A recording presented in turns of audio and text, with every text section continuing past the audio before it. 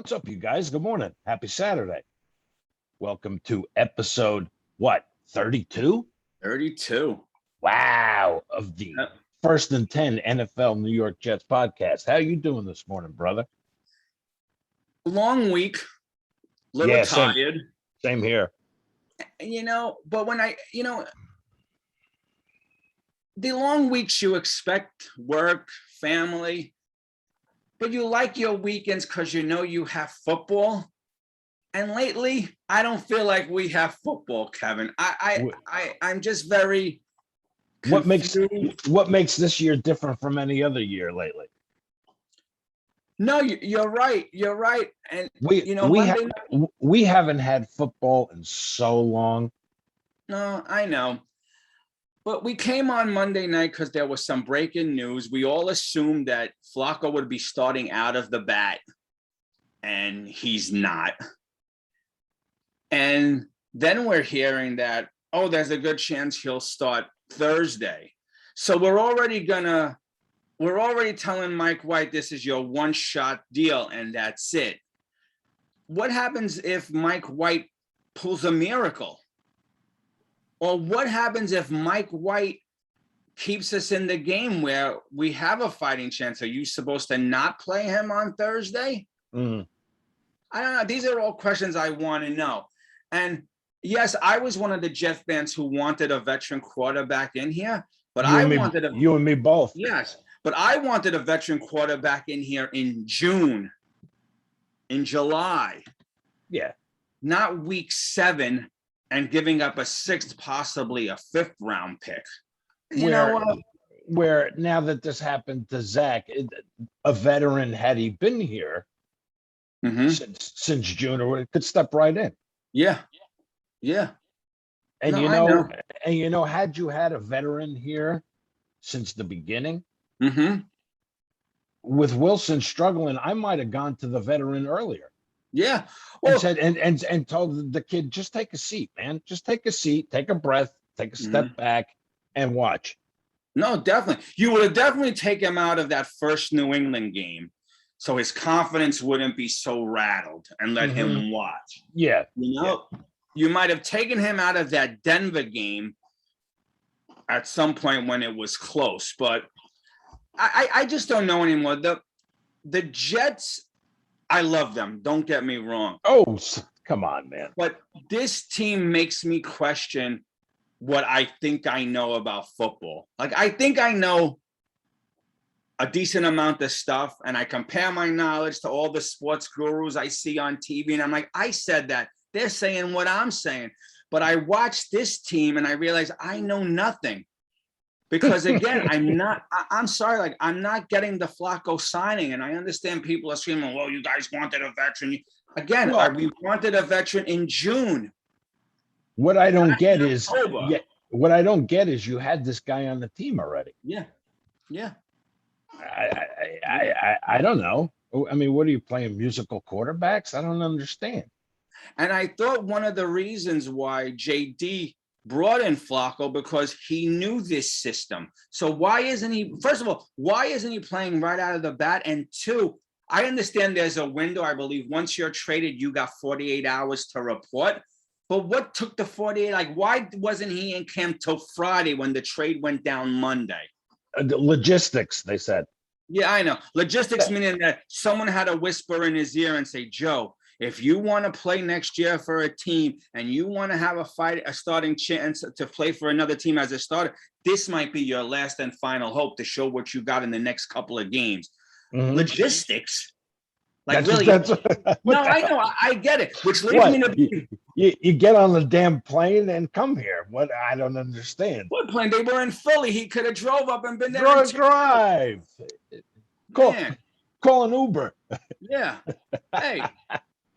The kid we were talking about who was on our practice squad left Florham Park on a Saturday afternoon and drove all the way to Pittsburgh to meet up with Cleveland to start that night. The logistics on Joe Flacco getting here. The logistics was that he really didn't want to come, and he had Of course. You know. He's like, oh God, I got to go back there again. Yeah. And I thought he was allowed to veto any trade, right? Because doesn't he have that, what is it called? The 10-5 option or the whatever. Anyway, it doesn't Something like matter. that. He's here. We're No, going to it have doesn't to live matter. with him. My fear, Kevin, is we have in 5 days, 6 days, 5 days, we play the Bengals, the Colts, 10 days off, and then Buffalo. Can all three teams put a 50 burger on us? Oh, absolutely. Could we be the first team to give up back-to-back games this last week and this week to the Bengals 50? Well, I'm hearing we're getting our linebackers back this week. Yes. So Yes. Yes. hopefully that'll help. Yeah. Because that was brutal last week. No, I know. That was brutal. And the fact that Johnson comes out and said, "Oh, yeah, no big deal." No, Belichick embarrassed us again, kicked our ass again, made fools out of us again. But that's okay. Yeah. And I don't know if we said it Monday night when we had the little breaking news. The Johnsons, I think they're clueless to what us as a fan base wants. Terrible. They're terrible. They are some of the worst owners there is. How can you be an owner and see what just happened to you on a Sunday afternoon and not be slamming your fist and asking Salah what went? Well, now maybe he did and we don't know, but Woody doesn't strike me as that. As a Jet fan, we lived a 2 year, more than 2 years, the Bowles year too, of just this monotone. We gotta fix the problem. We gotta get it right. Where was Salah, the fiery Salah that we hired? Like, why wasn't he at the press conference on Sunday banging that podium? This gotta stop. This is on me. We gotta. Where was that anger? Where was that all gas? Last night, okay, I was hanging out. I've had a little bit of a cold, so I was chilling out last night, and I was listening to Benigno's podcast. Okay. Oh, the Pain is the name of it. Oh, that's the name of the podcast. And it's strictly him talking about the Jets or New York sports. Oh, okay. Yeah. It's mostly on the Jets, but I mean, like he said, where is that fiery Salah? Like you just said, where he's like, I look on the sidelines and it's dead. Yeah. There's nothing. And I mean, and he's another one that said about Johnson, you got your ass kicked last week, like in embarrassment. That was worse than the butt fumble. Yeah. That was worse than the butt fumble. That was worse than 45-3 the year we went and beat them in the playoffs that time up there. That was like one of the most embarrassing losses to the Pats I can remember. And he's okay with it. Especially since their rookie quarterback didn't look like a rookie, and our rookie quarterback, yes, for the little time he was in there, looked like a rookie, looked like someone who shouldn't be in the pro level. I mean, yeah, people killed Hess, but I give him credit because after that coat tight year, he said enough of this crap. I want to see something good before I die. And that's when he went after Parcells. Yeah, but I believe the quote was similar to what you said. I want to have some enjoyment from this team, but something to that effect. But I don't get it. I don't see the fiery Salah that we saw in San Francisco with the 49ers. And listen, I didn't want. And why is that? And why is that? Because you come here and it just sucks the life out of you. This team and this town, this market, this team, the owner. What do? They just suck that passion out of you. Yeah, I don't. I know they do it to me, so I can imagine what they do. But we have over 40 years of life suck. Salah's only here, 19 weeks. His fiery passion is what is going to lead the charge for this team. You know, this is why when you look at the Steelers throughout the years, they always had these fiery in your face coaches. And this is why the Steelers organization is such a great organization.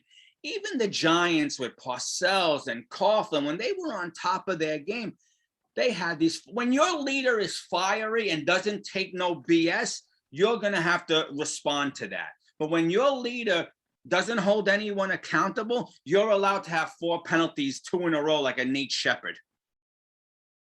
With no accountability, with no guy losing their jobs, with no guy being accountable for mistakes, for no guy getting benched, you know? That's why it just continues. It just continues year after year after year after year. But these were guys like Joe Douglas, who wasn't under a Jet tree, wasn't a Jet anything. He came from 2 winning organizations.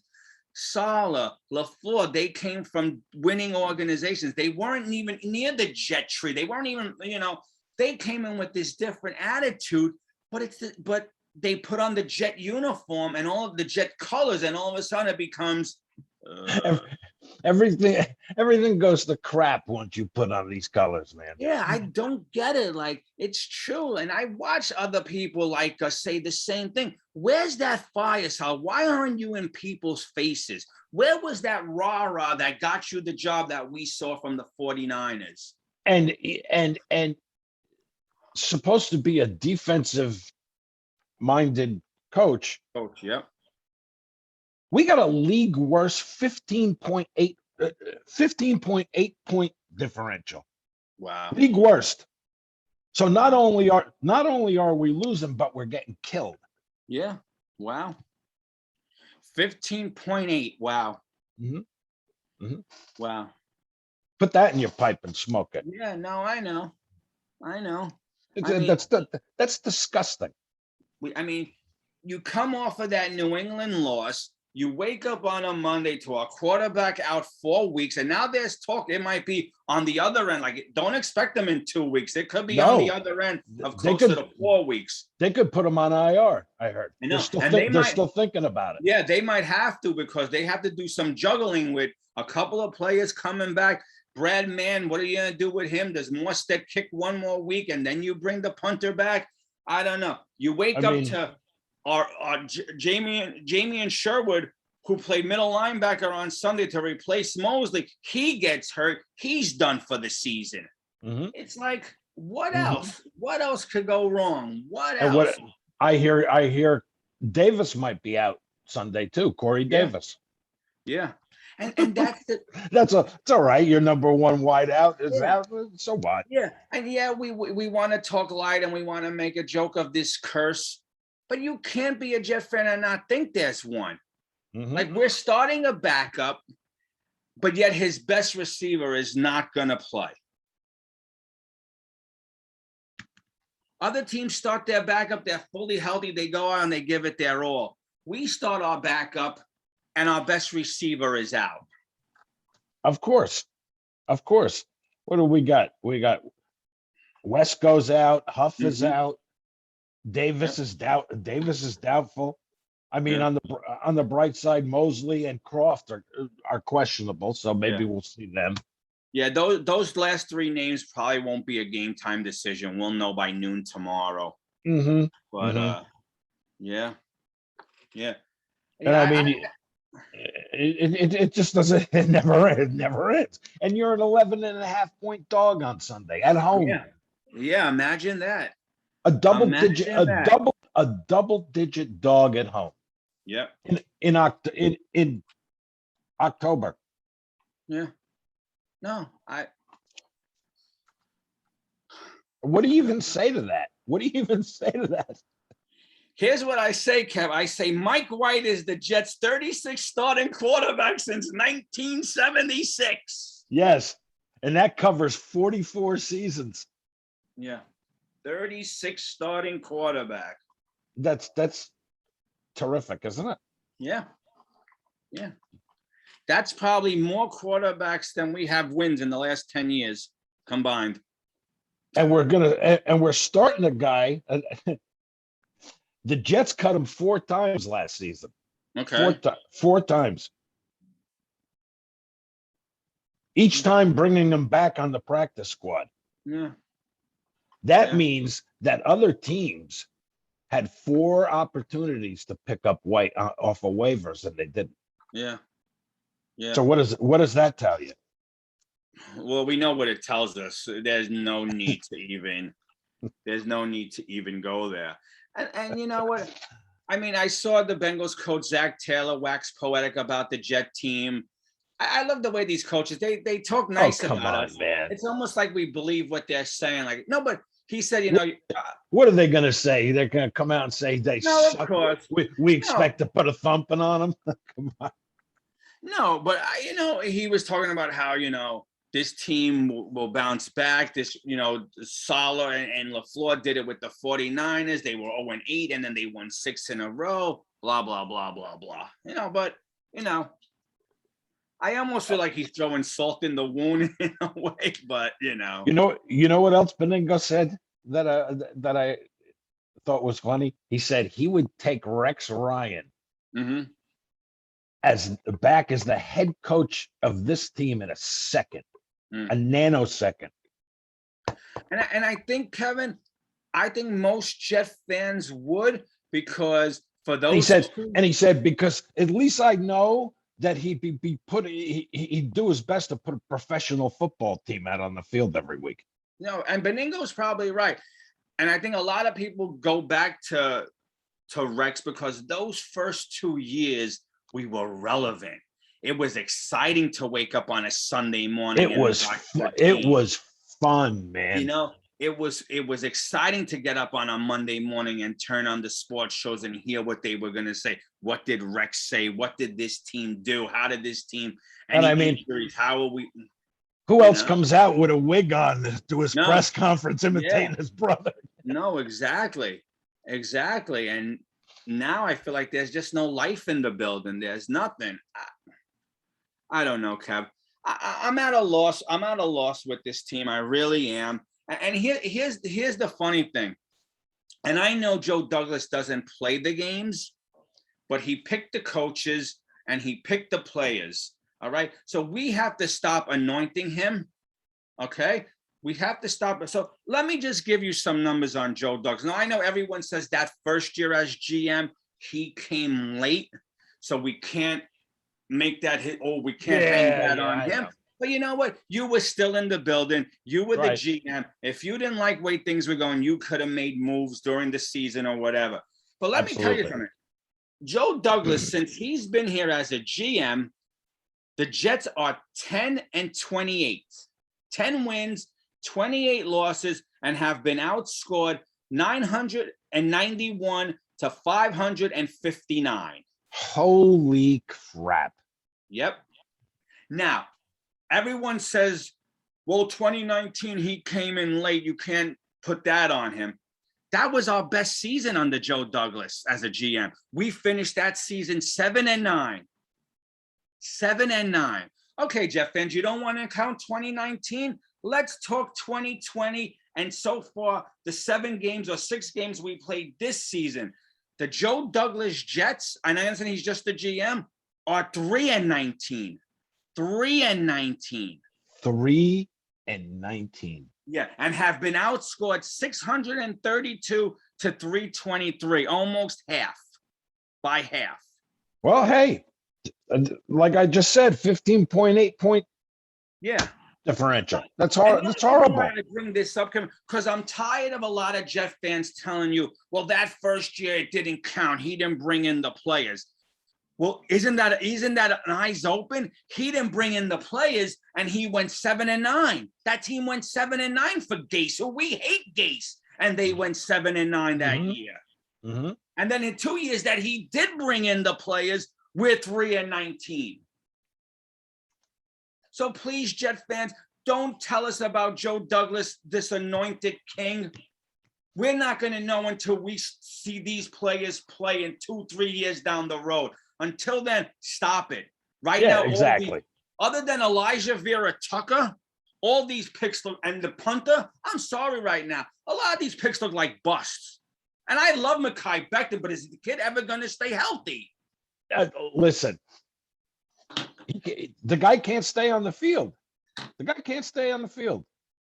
So what, we're supposed to judge him on the 3 games we get out of him and he sits out the next 13? You know what? I'm not ready. He's out of shape and made of glass, it seems like. Yeah. I'm not ready yet. Now, the young cornerbacks and safety so far might be the real deal. We'll see. But again, 2 or 3 years, we'll know how this draft class was. Everyone says that. You hear that from everywhere, from Mel Kiper to guys like us doing podcasts. You don't judge a draft class until 2 or 3 years down the road. So I'm not throwing in the towel for JD yet, but please, let's not anoint them. I gave you the numbers. They're not pretty. And the last 2 seasons, they're his picks. And we're 3-19. Horrible. You don't even know what the hell is it. What do you even say to all this? And again, the owner's okay with it. Yeah. They say it starts at the top. If you're okay with it, everybody's okay with it. Oh, yeah. Just like during the Bowls era when there's no playoff mandate. No. Yeah, it doesn't matter. It doesn't matter if we make the playoffs or not. What? Agree. What? Can we have an owner who has some fire and brimstone and gets aggravated like we do? That we lose sleep? Holy crap. Yeah. Holy crap, man. Who the hell? Can you imagine Al Davis saying that? It don't matter. Yeah. It don't matter. No, I listen, I get it. Whatever. Hey, 11-5, 3-13. What's the difference? Yeah. What's the difference? Yeah. You know what? And maybe I'm saying maybe, and big maybe, behind closed doors, he's fire and brimstone. But you know what? As a fan base, we need to see that, because right now it sounds like we're okay with the losing. No, we're okay with the losing. This ownership has been okay with the losing for years. Let me ask you, what kind of owner comes out and says, "Well, there's no playoff mandate. If we win 2 games, that's okay. Yeah. If we win 10, that's okay too." Yeah. Sometimes, Woody, if you're not going to come out and be fiery and angry, silence is golden. Don't say anything. Because to come out with that malarkey is just, And now here's another question, because I griped about this player. Cashman's on the IR again. Mm-hmm. Can we label him a bust? And you know what? Absolutely.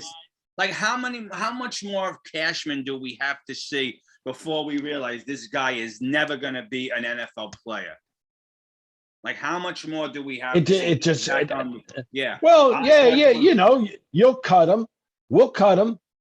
He'll go to Indianapolis or somewhere and become a stud.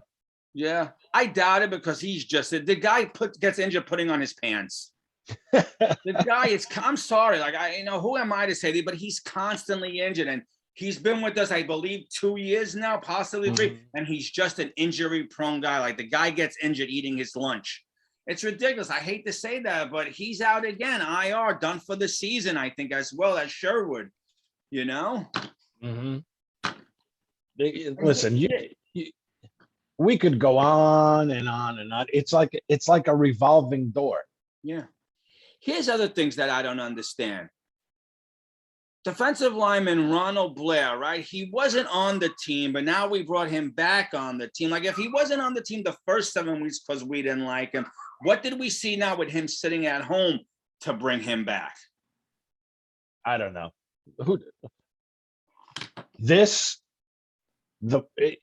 It doesn't matter what staff it is. The moves baffle me. They baffle me. It doesn't matter who the coach or the GM or anything. It's the last time we had a competent coaching staff and GM, I'm sorry, was Rex and Tannenbaum. Yeah. Yeah. And I was never a fan of Tannenbaum, but you're probably right. Oh You're yeah. probably right. I just had a question and I lost my train of thought. It'll come back to me. Keep talking. It'll come back to me. Oh, you want me to keep bitching? Oh, Yeah. I have to tell you that once we go into November now, next week, we'll be introducing a new prop to the set here. Excellent. We're bringing out the Jet Christmas tree. So, all right. No, I'm serious. I'm serious. As a Jet fan, I'm trying everything. I don't know if you noticed, I got a haircut, I trimmed the beard. I'm trying to do everything to help this team win, but our owner doesn't want to help this team win. Oh, that was my question. So in about 77, 78 hours, the trade deadline ends, right? What's the mixed bag I keep hearing? We're not going to sell the farm. We could sell the farm. We're not going to sell the farm. We could sell the farm. What do you want this team to do? If they're going to probably lose Sunday. Oh yeah, they're going to listen. Wait till we make our picks. You'll see who I'm taking. Yeah. Well, you know what? You're closing the gap, so I'm going to have to start picking the way. And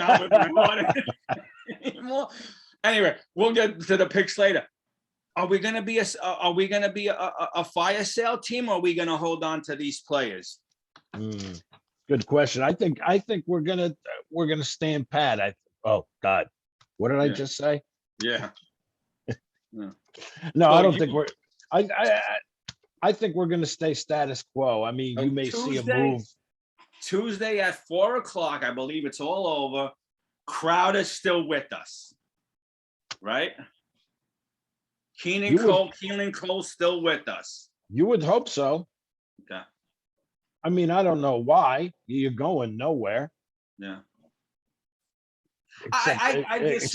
Except further into the abyss. Yeah. I'm just wondering, because you read a lot of the beat reporters and all these apps and all these different things, and one says fire sale, one says we're not going to trade the farm, one says these are all the names that they could trade. These are, whatever. It is what it is. It is what it is, Yeah, I know. Hey, well, listen, there ain't nothing else to say. Yeah. Just tee it up on Sunday, and hopefully, in the immortal words of Leon Hess, try not to make horses asses out of yourselves. Yeah. Because you did a good job last week. Yeah. I feel like, Jeff fans, I feel bad today. I feel like you're listening to us and all we're doing is gripe. But it's hard for me and Kevin right now to see a silver lining. What is there? Listen, gripe. What is there to be happy about? Yeah. And let me tell you something. Here's where guys like me and yourself are going to get killed on Monday, because now we're hearing with Corey out, oh, now it's Mims's chance. So now all the Mims detractors will come out and say, well, now it's Mims's chance. Now, if Mims has a bad game, or the Bengals double coverage him because he's their best receiver, at least in my opinion, and he doesn't have a great game, we're going to hear, you see, Jeff fans, you wanted Mims to play, and this is what you got. So now, it's going to be a no-win situation, and Mims has got to hear all this. So the one thing I'm hoping for, win, lose, or draw, Mims has 8 catches for 100 yards. That would be the best thing that could happen, because then we could go back and say, LaFleur, now you wanted to use the kid? And that's another one, LaFleur. Dude, enough with the 4th and 1 goal line up the middle. Come on, Kevin. I always bring this team up, the Detroit Lions, because I think they play hard for their coach. I really think they do. I think they have a good coaching staff. Aaron Glenn's their up-and-coming guys. They have a good coaching staff. They emulate their coach, that fiery. I didn't get a chance to watch the whole game. Did you see what they did to the Rams? What did they do? I believe, and correct me if I'm wrong, Jet Nation, 2 fake punts, 2 onside kicks, and they kept themselves in the game. They kept themselves in the game. It's all about imagination and creativity and coaching, man. That's coaching. That's coaching. You know, and that's thinking outside the box. And I'm thinking to myself, here's a coach that sees his 0-6 Lions, probably not going to make the playoffs, but needs something. What does he have to lose? What does he have to lose? And he did all these trickerations. You know, I don't know how, you know, if they work, because I didn't watch the game. But my point being is that we run the same vanilla offense. You know, the same vanilla offense.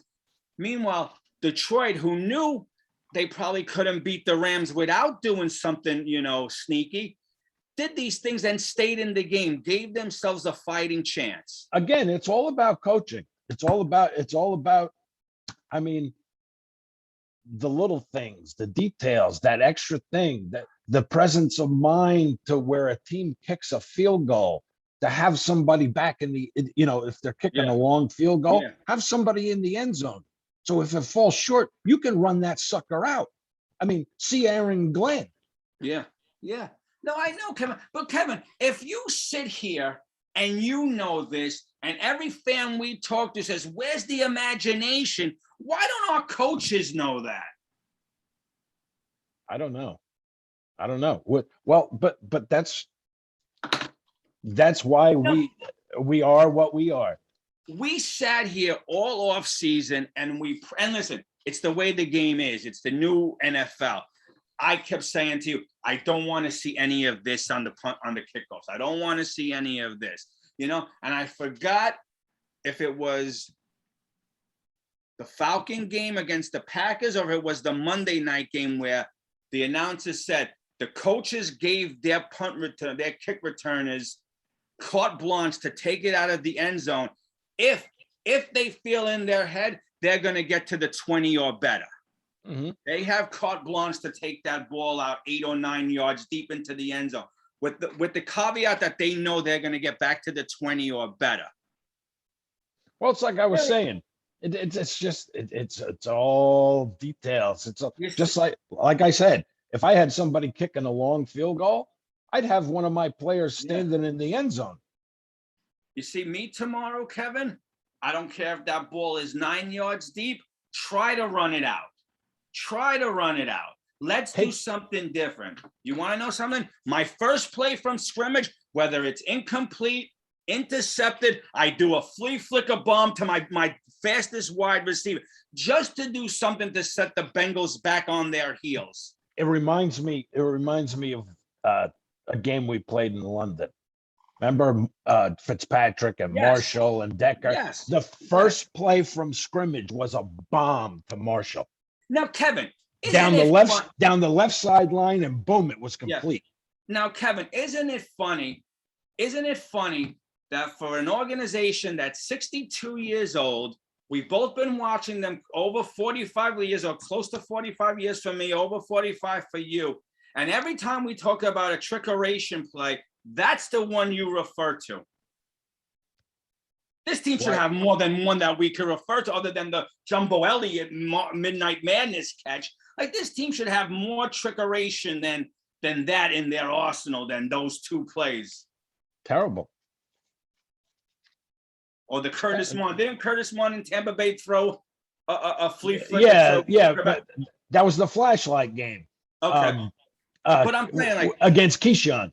Yeah, but I'm saying these are our 3 known trickeration plays. Meanwhile, Detroit on Sunday, whether they worked or not, 2 onside kicks, 2 fake punts, kept them in the game. They lost in the end, but kept them in the game. Hey, look at the Pats last week. The trickeration. Yeah. Come on, man. Yeah.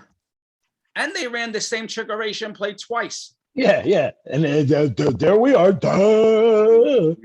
Where do I go? Yeah. Squirrel. Ooh. Yeah. Crap. And then it's the same. You know, We release Adrian Colbert, safety. We bring Adrian Colbert back. We release this guy. We bring him back. Jared Wilson I signed to said the it's active roster, but he never sees the field. I said it's like a revolving door. Yeah. I mean, like I said, the moves baffle me. We signed this weekend a Leroy Reynolds to the practice squad. Another practice squad signing? Yeah, I don't know. Yeah, we protected Noah Dawkins. Elevate him then. Bring him up. I don't know why we have these guys if we're not bringing them up. And here's your favorite, Kevin, before we get into the numbers. Kevin Harlan and Trent Green are calling the game on Sunday. I know how much you love those two announcers, so I wanted to save that to almost last. Oh, thanks. Thanks. Yeah. You made my day. I know. Well, here's a positive, Kevin. In the 27 times since 1968 that we met the Bengals, we lead the series. Yeah, 15-10, right? 17-10. 17-10. Wow. I was shocked that we lead a series. Yeah, but they've won the last 3. They have, but prior to that, we won 4 in a row prior to those last 3, and 9 out of the last 10 after the 3 that the Bengals won in a row. Yes. And we also outscored the Bengals 665 to 583. Nice. Imagine that. We actually did something. I bet you we did that in those 2 games, those back-to-back games back during Rex. Yeah. Shut down Chad Ochocinco. Yeah. Chad Johnson. Brad Smith, man. Brad Smith. Yeah. And there's not a rich history between the two teams, 27 games. So I've done something interesting. I looked up our stats for the 6 games this year, and I looked up their stats for the 7 games this year. Now, in my opinion, the numbers aren't drastically different, but it shows you how one team is not efficient where one team is. And this is why the Bengals are 5-2 and we're 1-5. Now, regardless, the Bengals played one more game than us.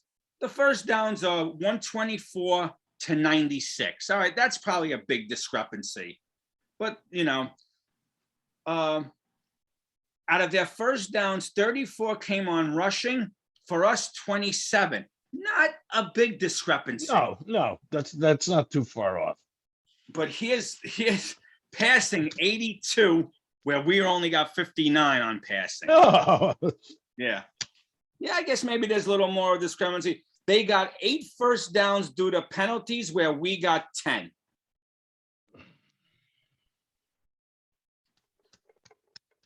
Yeah.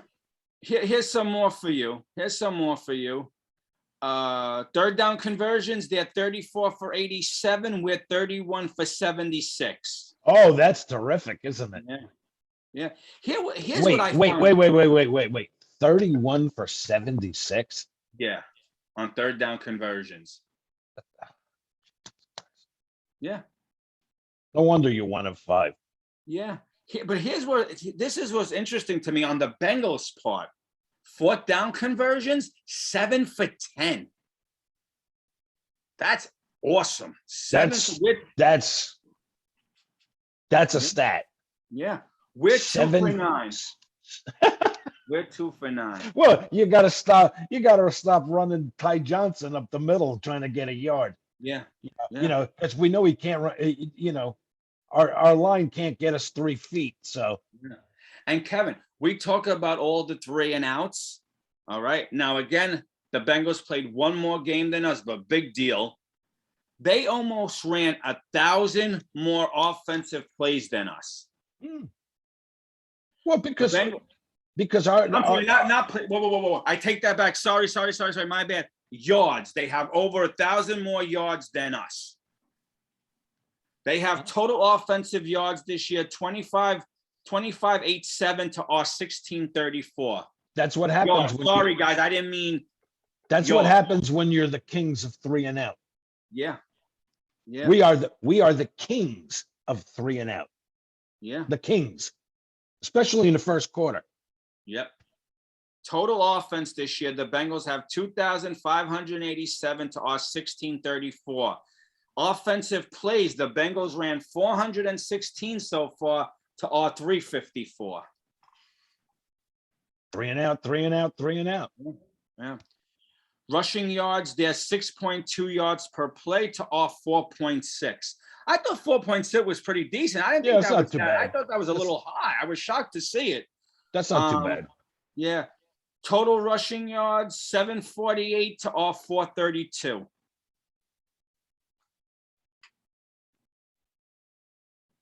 $186 plays to our 121. Yeah. Yeah, but you know, I mean, stop going 3 and out.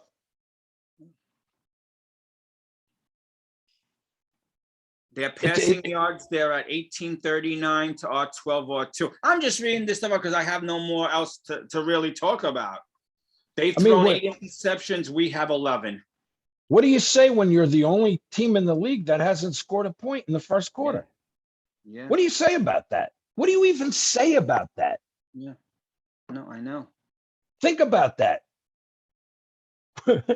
We're going into the 7th game, and we are yet to score a point in the first quarter.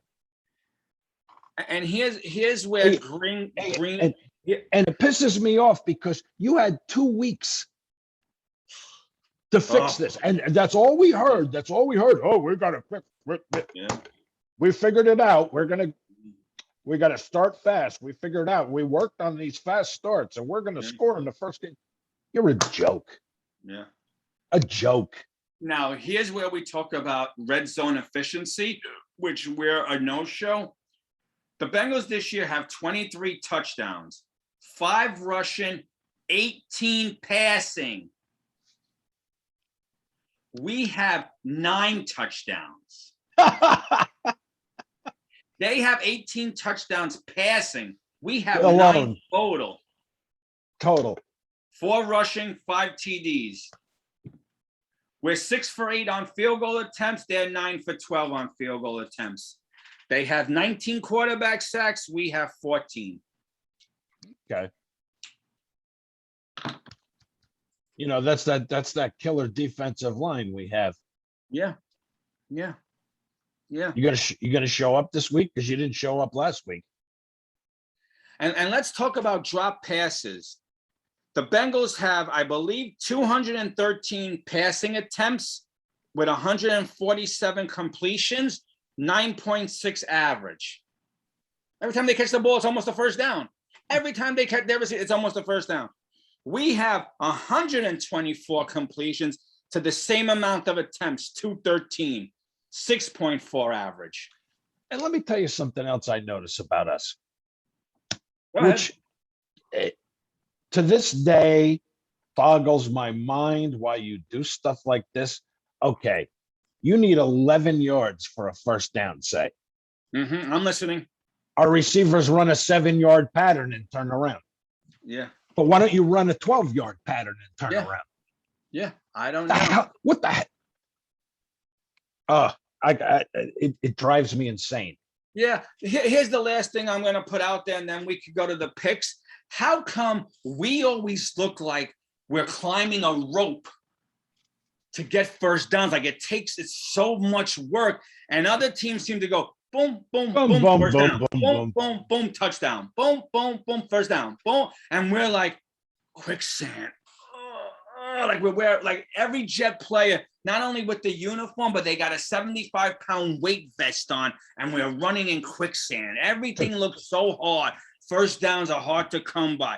Points are hard, and everything else for other teams, boom, boom, boom. I don't get it. I'll never get it.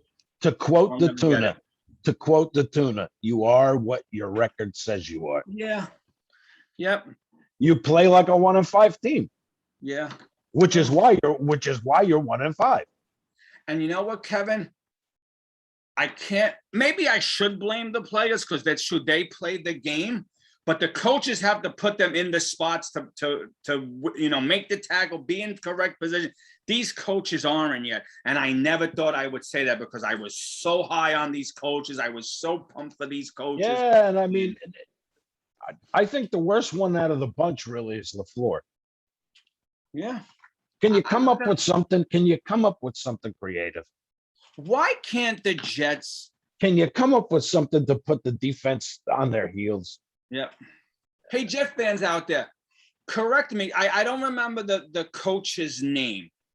Who? Maybe you do, Kev, because you're good with this stuff. Who did Rex Ryan bring out of retirement to oversee, like for them to bounce? He was with the Colts. Was it Earhart? Was it Earhart? I don't remember. And they brought him back, just as an advisor to bounce things off of and question and watch the practices and see things in the game. Why can't we do something like that? Why don't we have older eyes that we could say, what do you think on this 3rd down and 2? What are you looking at on this 3rd down and 1? And that's another thing. I think they'd be better served to have LaFleur up in the booth. Maybe. I don't know anymore. You can still talk to the quarterback in his headphones. I know. I just don't know what they'd be better off doing. Anyway. I mean, because this guy ain't seeing. He's not seeing things. Yeah.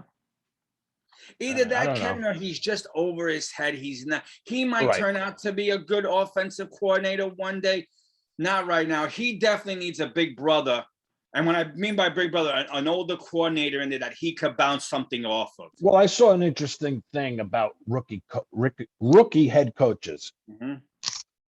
That the majority of them usually, what makes them successful is they bring in a seasoned offensive coordinator. What did I say last week with McVay? When I said McVay brought in Phillips. There you go. Yeah. There you go. But again, when our GM interviews these guys and they tell them who they're thinking of their coaching tree, shouldn't our GM say, well, I like it, but have you thought about this? Have you tried that? What about, just my suggestion as a GM, what about this guy as somebody to bounce things off of? No, we don't do any of that. Because we're the Jets. We have the ego that whoever because we're so good and we have such a rich history, right? Yeah, rich history of losing. Yeah, that's it. Yeah, exactly. Now, if we're saying these things, Kevin, and we see our friends doing their shows and saying the same thing, why aren't this organization saying these things? Listen, we've asked that question for years. Yeah. Anyway, you ready to do the picks? Because come on, because I could just sit here and bitch and bitch and bitch and bitch. Yeah, and no one wants to hear us do that because someone has a silver lining for this team. I don't right now. Don't right now.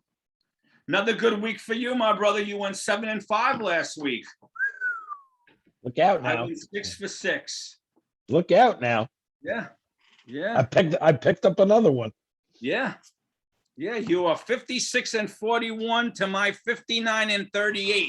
Ooh, I'm only 3 back. Look at that. Right. Let's go. Yeah. All right. Here we go. Carolina and Atlanta. Oh, which reminds me. Did you see Carolina jumping in? They're starting to talk up the trade for Watson. I heard that early in the week, but I thought later in the week they decided to pull back on those statements. Yeah, I saw something this morning about that they're going back in. Yeah. I can't blame them. I have egg all over my face with that one, so I'm not going to sit here and tell you, oh, the Panthers are crazy. They're 100% right to go after Deshaun. If they want that headache, that's fine, because the headache they got now is not a quarterback. I'm sorry. I thought he was. I wanted to like the kid. I had respect for the kid. He's a nice guy. He's not a quarterback. That's it. By the way, I have Atlanta. Okay. Atlanta's at home. I have Atlanta. They're coming off that big win last week to Miami. So I'm taking Atlanta. Yeah, give me the Falcons. Okay. I'm assuming because I already put you in, you got Buffalo beating Miami, correct? Oh, yeah. All right. You do? These next 3 games to me are fun games. They're tricky, but who do you like? San Francisco at Chicago. I know people. Give me the don't Bears. like- Give me the Bears. Yeah, I think I'm with you on that, Kev. I think I'm going to go the Bears route. It's in Chicago. It could be a cold, nasty day. And, you never know what you're going to get. The 49ers are not that impressive. I hate to say it. Nope. I think if the Bears blow this game, it's going to be because of coaching and not because of the players on the field. That's my take. Yes. So we both like the Bears? Yes, we do. Okay. Pittsburgh at Cleveland. I got to take the Browns. Wow. Okay. Even if Cake Scheme starts, you like Cleveland to beat Pittsburgh? Yeah. Okay. Yeah. Okay. Because only because of Cleveland's defense. Okay. That's the only reason. And they're at home. Okay. I'm going to go the opposite end and take Pittsburgh. I think Pittsburgh is looking to seek revenge of that playoff game where they were humiliated. And I think Pittsburgh will, and especially if Baker plays and they know he's hurt and he can't take a hit, look Go for after Pittsburgh him. to come off the bus blitzing. So I'm gonna take Pittsburgh on that one. Okay. Philadelphia at Detroit. Ooh, that's a good game. Does Detroit get their first win in their own building? Does Campbell pull out all the stops? Does he go hog wild with fakes and this and that? Or does he play it close? I would. I would too. Or does he play it close to the vest because this is a winnable game and it's in their building? Let's jump on the Lions bandwagon. I'm with you. That's who I was taking. Let's do it. They're going to get their first one Sunday. Okay. That's who I was taking. Tennessee at Indianapolis. And then we're going to be tied for the number 1 pick. That's right. Us, Detroit, and Jacksonville. Yeah. Just like last year. Rewind the tape, man. Yeah, really. Tennessee at Indianapolis. Give me the Titans. Now, here's what I don't like. I guess someone has to be a home team. Why is Indianapolis a home team this week and then a home team on the short week? I don't know. I know we're a home team this week too, but I always thought usually. Anyway, I'm not going to get into all the schedule. So you like? Who do you like? Yeah, who do you got? Tennessee. I like Tennessee. Okay, all right. What did you say? Yeah. I'm sorry. Yeah, Titans. Okay. Bengals at the Jets.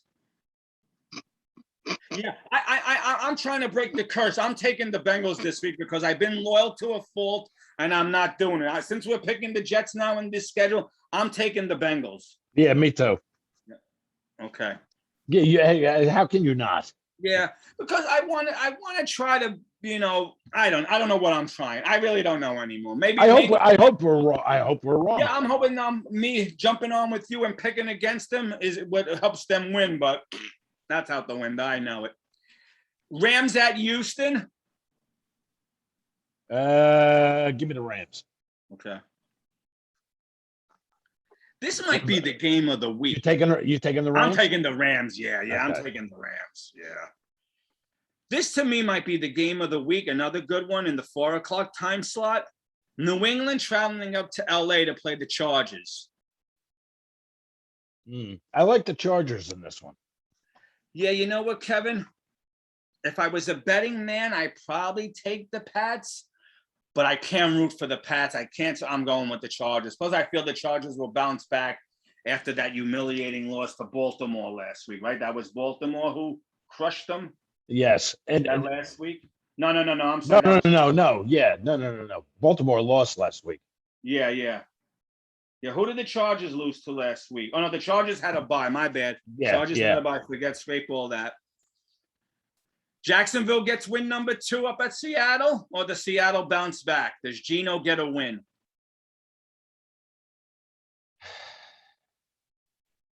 Good question. That's a tough one. Give me the Seahawks. Yeah, I'm only taking Seattle because I think that defense will give Trevor Lawrence fits. Yeah. Maybe Jamal will show up. Yeah. Jamal No-Show Adams. Although he did claim himself the best safety in the league, right? On Monday night. Oh, Was it 2 weeks ago? You know, when they, you say Jamal, Greg so-and-so University of this. He said Jamal Adams, best safety in the league, or something to that effect. Oh, Jesus Christ. Yeah, really. How do you get your head through the door, dude? Yeah, really, Jamal. Washington at Denver. Tough one. Give me the Broncos. Okay. If Denver had to go to Washington, would you take Washington? Yeah, probably. I'm taking Washington either way. Okay. Tampa Bay at New Orleans. Do we spend time on this? Did New Orleans have a fighting chance? A lot of people think they do. Sure they do. Yeah. Superdome. It's at Jameis Winston just scares me a little too much. But how do you go against Brady? And that's what I was going to say. That's what I was going to say. So I'll put us down for Tampa. Yep. Now, we don't know what Dak Prescott we're getting, if we're getting any Dak Prescott for the Sunday night game at Minnesota. Dallas at Minnesota. Oh, give me the Vikings. Okay. May I say I'm rooting for Dallas, but I'm also taking the Vikings only because it's in the dome. And again, we don't know what Dak we're getting. Right. A lot of people think that Dallas should sit him this week. Let him rest that calf. God forbid he plays and he gets hurt. It gets worse. We'll see. And the Monday night game. Your Kansas City Chiefs are home for the New York Giants. Oh, man. I got to take the Chiefs. Yeah. Now, I'm going to tell you why I'm taking the Chiefs, and then you could tell me yours. I don't think the Giant offense could keep up with the Chiefs offense. That's the only reason. No.